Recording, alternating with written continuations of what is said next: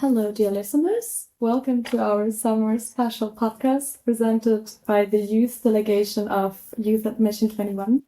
And today we're excited to delve into the topic of gender equality across the three continents of Latin America, Africa, and Europe. We are very thrilled to have you with us for this important discussion. I'm happy to introduce myself first before I hand over to my colleagues. I'm Taisia from Switzerland. I'm 24 years old and I study international relations. Very excited to be here today. Kati, do you want to continue? Yes. Hi, dear listeners. My name is Katy Mesa from Peru, and I am 28 years old, and I came from Cusco.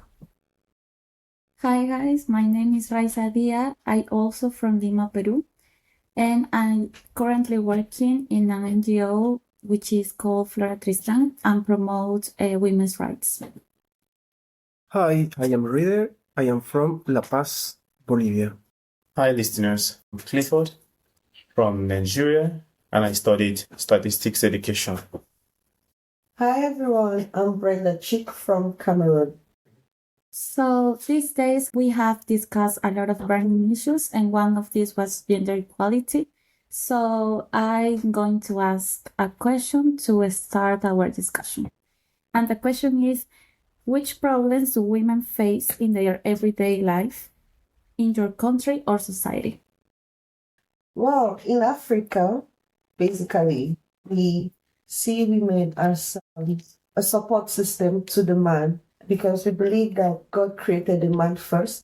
And from the rib of the man, he made the woman to be his helper, to be his support. But it doesn't mean that women are not allowed to pursue their careers in whatever, because in our African context, in my country in particular, we have a lot of women who are doctors, we have a lot of women who are politicians, and we have a lot of women who are ministers and in top ranking places in the government. So, but still, we see the woman as a second figure to the man. Well, if I can talk about Latin America, but specifically Peru, we face many problems in Peru when it comes to gender equality. Most recently, we've seen an uprise in feminicide crimes. One of the most important issues that women in Peru face are violence, physical violence, also psychological and verbal, and I think in second place, discrimination in their work field or study field. And I think also in politics, women are facing more barriers for going through, accessing to some of the most powerful positions, more specifically in the highlands or Amazon native women's, they kind of struggle with more racist discrimination issues. Yeah, and I think for Europe, it's a bit different in a way that women are positioned equal to men. At least it has evolved into this condition. And in many spheres of life, due to feminist movements, among others, women are established basically on the same level as men, at least in theory. But then there are a lot of fields where we see that there is still no equality in a sense that women would like to have it, or there are fields that we don't feel as much power or reinforcement as men, such as in politics, which is why, especially in Switzerland, we have a lot of talks on introducing quotas for women, for example, or how to encourage women to take in leadership positions to really become equal to men. So in a sense, I feel like, also from what I've heard before, it's similar. So there are a lot of great women and also doing the same professions as men and, being equally encouraging and powerful, but then the societal level is still not up to the needs where we would like it to be. I think it's a global problem, but in particular in my country, it's like roles of genders are persisted. And it's like women have to fulfill some kind of role to be good mothers and being responsible of taking care of children, the house, and elder people, also illness. it's kind of in the society's minds that are persisted too. And that's why many conservative people that are now in the government promote and approve many setbacks in women's rights. So that's why we, for example, something that we had recently approved, it's like we have the law of parity and alternation, but alternation has been deleted. So that's mean that we participate like 50% of women and 50% of men. In our electoral system, it's alternation can guarantee the participation of women, like men, women, men, or vice versa. But now that it has been deleted, it's like you don't know, you can be like men of the tops of the lists in the electoral system and women like on the bottom.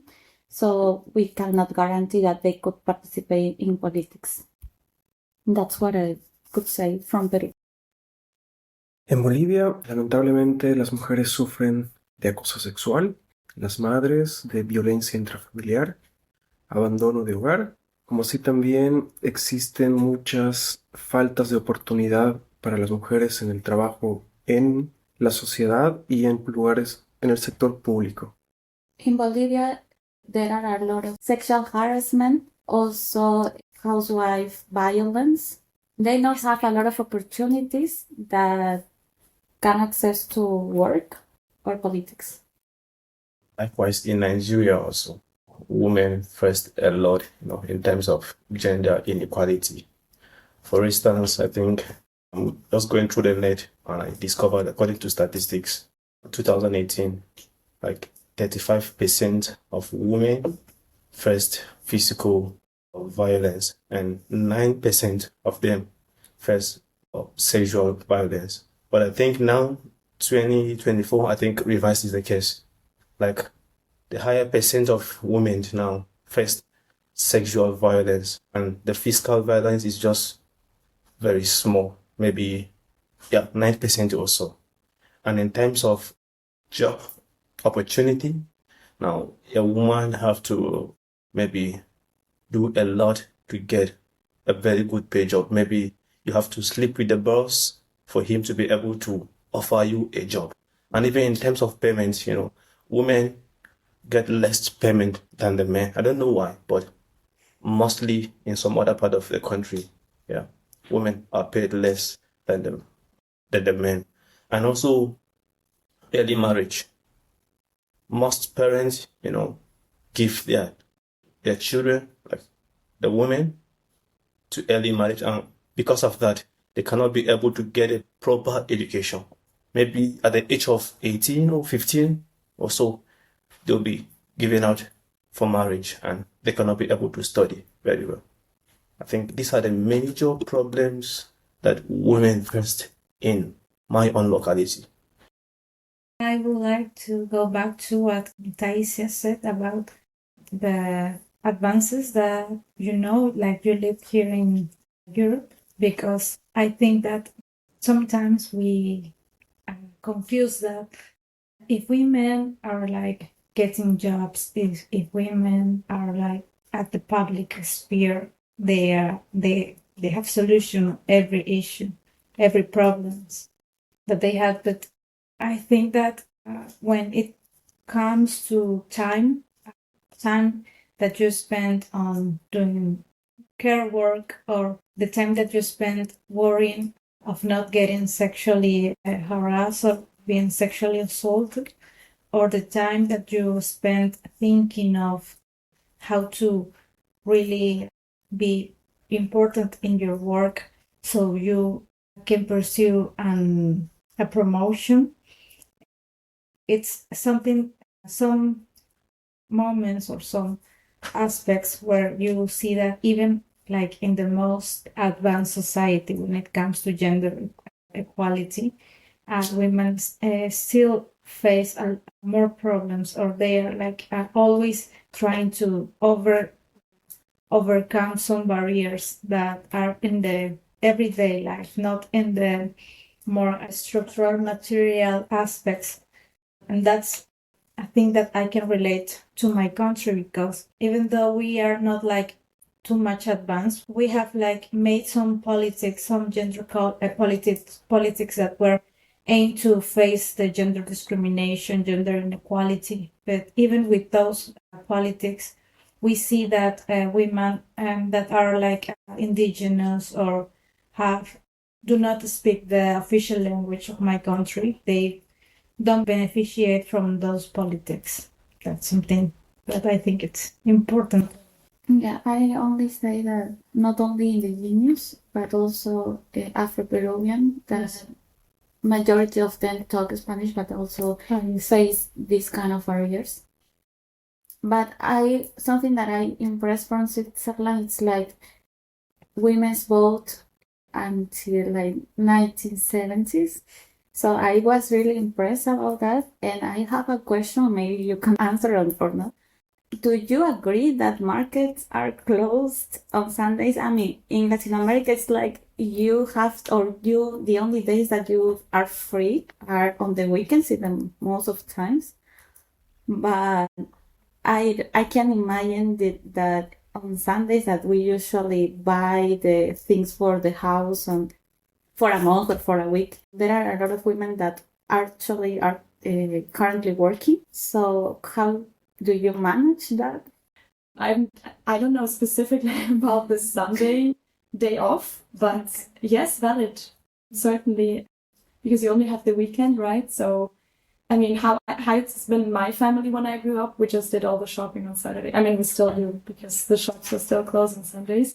So, in theory, you do everything on Saturday and then you relax on Sunday. But then, on the other hand, it puts more pressure on you to work 6 days, like non-stop, because you have your full-time job. Then if you have children, you have to take them out on the weekend. And then you only have like this Saturday to actually go somewhere where it's open or do your groceries or whatever. But there maybe, I mean, both genders are kind of hit by this, right? So, but if the women are the ones that are doing like the chores or doing the care, it's most like the pressure on women, not on both sexes, I think. Yeah, that's true. But there, I mean, I feel like the root of the problem is more that the society or the companies where the women work, even the governments, should like look at how much the women work and not when exactly they work. Because I don't think it would solve the problem if the shops would be open on Sunday. I think it's rather about this work-life balance as a mother. And I think some things are being done specifically also in Switzerland, like to make it easier for parenting. For example, they introduced holidays for men, for fathers now. Fathers. Is that a thing in Latin America? Yes. Yeah. They used to have only like 3 days, and now they have 10 days. It's not too much, but maybe it's kind of it's still a problem too, because I believe that the sons and the daughters are from both of them, only for the mother. I want to add something. It's like a kind of a question, but thank God you have started talking about it. You know, in trying to balance this gender inequality. Now, in terms of when the woman try to pursue her career when she is married, and also the man also try to pursue his career. Now, the children are having less time from their parents, and with that, maybe they only learn from the social media, maybe the YouTube, and maybe they cannot be able to grow very well. So what can we say about? I guess this is the difficult part in it, right? Because the ideal, like in my ideal world, maybe it would be ideal to have a 50-50 parenting, where I mean that the children always have someone for them, caring for them, mother or father. So like in my ideal world, it shouldn't be the case that both parents are working and then the children are like not neglected, but like don't have a person to take care of their demands, or like just don't see them that often. So I like for me, how I imagine it, it shouldn't be an issue, because the father then would take the role of the mother, right? So when the mother is working, the father would be there for them. Actually, in our context, too, in my context, too, at times, now they try to balance, work, home in such a way that it's a 50-50, depending on the two people coming together, getting married, try to balance it a 50-50, like the father has his roles and time with the kids and mother, so that each of them can work. I think you've kind of balanced it now. Because the first statement you said was, I mean, it's still super idealistic because I don't know families where it's really possible for both to work 50-50. For many jobs, they require you to work full time, and only then you can actually go up the ladder and make career, especially for men. Like, I don't know many men working 50%. I think it's more common for women also to work reduced. I think there is where the state should like have some more protagonism in the upbringing of children, because if you like have family, society, and the state being in charge of the upbringing of children, then you can like sort it out better. You know, if, for example, if school is during the labor's hour, like from the moment that work starts for the parents to the end of the day, then like both mom and dad can be more relaxed about what children doing, where are they, if they are okay. But of course, you have like you cannot have children away from their parents like 8 hours for 5 days, but you can short the school week or something like that. So then you can have more time at home with the children, or the children can be at home more time. Also, when you play with holidays and vacation, and also when you give more flexibility to the parents when they are at work, like to have off days or to have more holidays, then you can make the state more involved in the upbringing of children, and parents can be more relaxed. But I don't think there is any society or any state, if you know, please do tell me. I don't know if this is happening in any country. En los roles del hogar, pienso que debería de existir un balance del 50-50%, no solo por la igualdad de género, sino también por el tiempo de calidad que los padres llegan a brindar a sus hijos. Reader just said that when it comes to care for the children, he thinks that it should be a 50-50%, not only because of the wage of the workload for the parents, but also for the quality time that children should get from their parents. Yeah, I agree. I agree with him because it's important to think like a new system. That's what I think. And also it's important to start sharing activities in our homes. I don't think that mothers or women, the principal responsible, I think we have to promote like co-responsibility. I don't know if it's that term in English. And talking about women in Latin America, families structure is led by single mothers.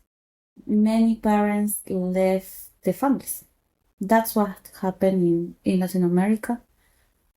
So they are not only responsible for children, but also they had to work even if they don't want to, because it's like, they have to maintain their children. So how that we can like balance those kind of things, no? And some of them are leaders of their communities or of their organizations, and at some point they don't have enough time to study or work or maybe just have a rest. And that's why many women told to me in many workshops, it's like, I just want to have rest. And it's valid because they don't have time. In some situations, for example, in highlands or in Amazon context, it's like they have to walk from one place to another, like for 2 hours or 3 days, depends on how long is the distance, but they don't have enough time for them. And that's why we like promote, and it's important to give the time to do whatever they want, because I think that we are not allowed to do whatever we want in a historical way. So I think your point was very interesting on the role of the government that you mentioned before, because this would exactly create this safety nets for parents or women especially to, on the one hand, assist women with providing them, for instance, a social net or anything that they can compensate their income and not having to work, but rather spend time with the children, but also caregiving organizations for children. I mean, you work in an organization for gender equality. Do you have something like, or maybe you know some independent organizations where you can send your children or the children can be there No, during the day? No, actually, when we do some workshops, we like hire some service of babysitter. Yeah. And if they want to come with their child, it's okay. So the children go out with the babysitter while their mothers and leaders at the same time come to the workshop. That is something that we can do, but it's not always because, it depends on the projects, activities, and whatever. And it doesn't compensate the quality time, but at least it gives the women an opportunity to rest, right? Which solves at least some part of the problem. Yeah. Do you have something like that? Like a care system in Africa, in your countries? Yeah, we do. We do have care systems where, because let's say in our context, when you are a mother, your workplace is mandatory that they give you 3 months after birth. At times it's mandatory they give you maybe a month or 2 before birth so that you have enough time to prepare and get ready. And after birth, you have 3 months. The minimum is 3 months. At times it could be 4 months, 5 months. So you have enough rest to recuperate and do. And once you start working, we have this nurseries, we call them crèche in French. Crèche where you could keep your baby. You go there, you keep your baby, and you go to work and you come back and get your baby and go.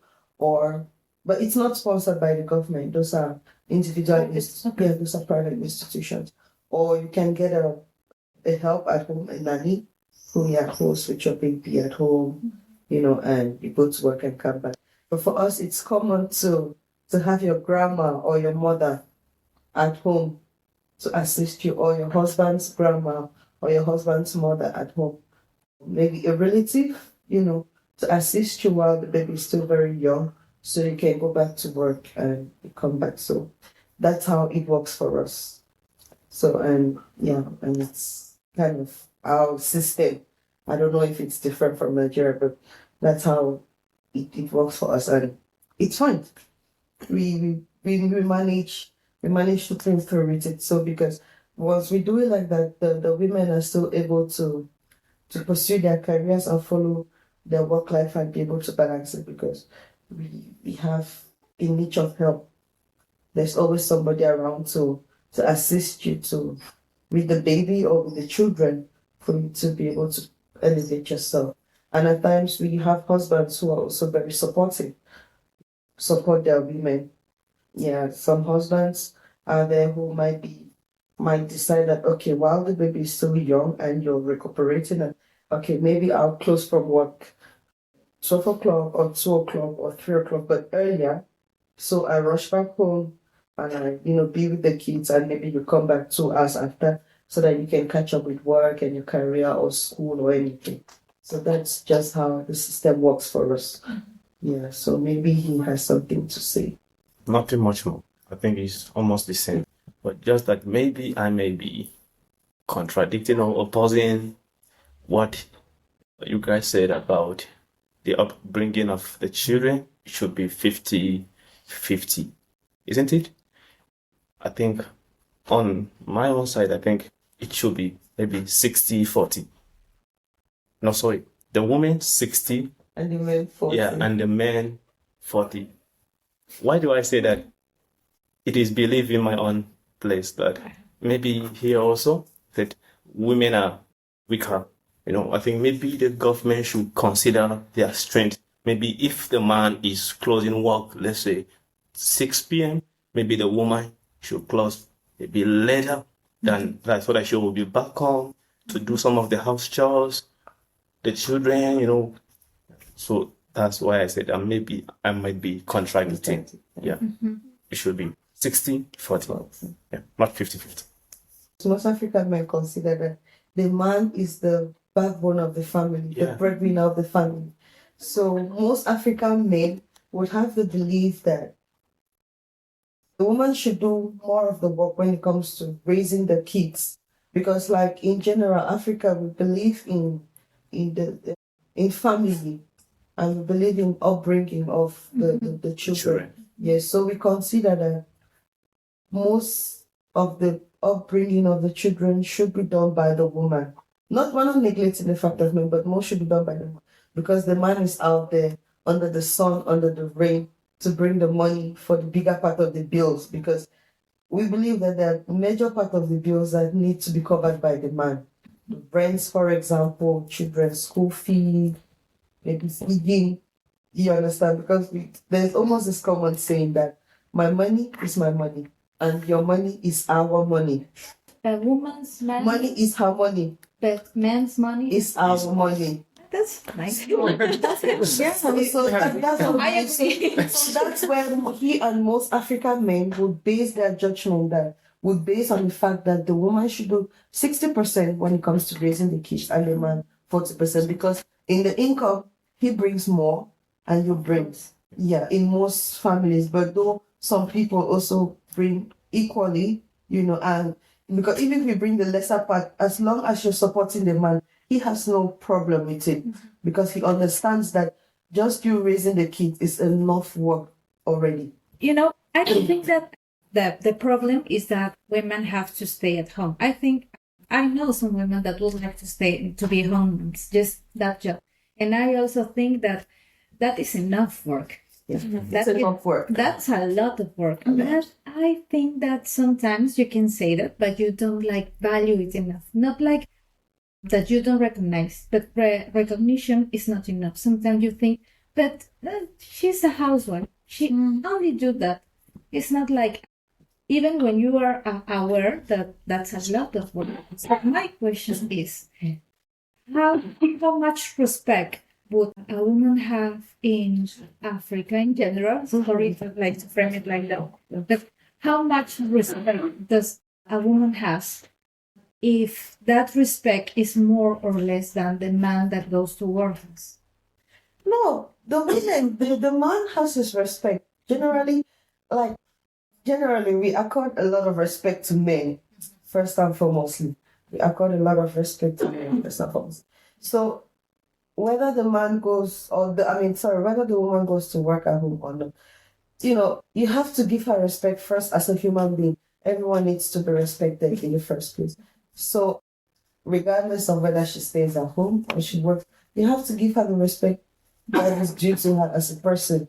And if I can say it, at times, in some parts, though not all, women who work and home balance, we consider you as a very strong woman.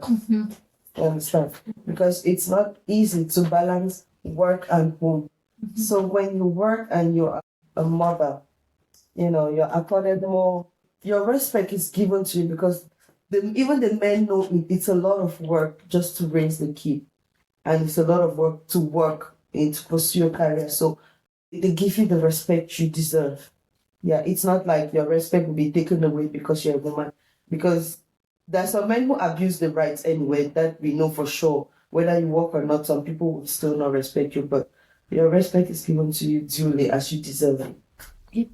Sorry, just I know that's how we are supposed to think, but on a daily basis, I think that the women, even in my country, that are housewives or only do homework, they are less respected or less valued than women that have her career, can bring income. So that's where I find it difficult, because although I think that domestic work is a lot of work, It's a lot. our society do not, they may say it, but they actually don't believe it and practice the respect that they are supposed to get. I know what Kathy says, because it's something that happens in Latin America, I believe so, that they are nowhere recognized at all, even the women too, because most of the times we have a term in Spanish that they say, or when we ask, like, what are you doing? No, and they say, soy ama de casa, I am a houseworker. And it's like in our thoughts, it's like, oh, okay, you don't work. Yes, you do nothing. And yeah, you don't nothing, and they don't know how important is housework, not only for taking care of children, family, and so on, but also for the society and for the economy.